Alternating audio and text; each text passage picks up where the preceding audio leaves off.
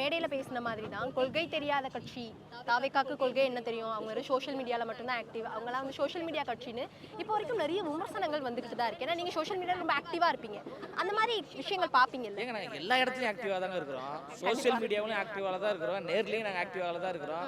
மதுரையில் மிக பிரம்மாண்ட மாநாடு நாங்கள் நடத்துகிறோம், விக்கிரவாண்டியில் உலகமே வியந்து பார்க்கக்கூடிய ஒரு மாநாடு நடத்துகிறோம்.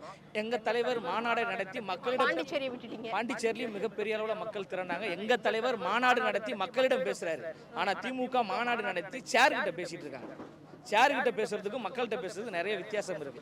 அப்போ எங்க தலைவரை நம்புவதால் தான் மக்கள் குடும்பம் குடும்பமாக அணி திரண்டு வராங்கன்னா சும்மா வரமாட்டாங்க. அண்ணா அவர்களுக்கு மக்கள் தன்னியல்பாக கூடினார்கள், ஐயா எம்ஜிஆர் அவர்களுக்கு மக்கள் தன்னியல்பாக கூடினார்கள். அவர்களுக்கு பிறகு மக்கள் நேசிக்கக்கூடிய ஒரு வரலாற்று தலைவராக அண்ணன் விஜய் அவர்கள் இருக்கிறாங்க. அதனால தான் வரலாறு திரும்புகிறது நாங்கள் சொல்றோம்.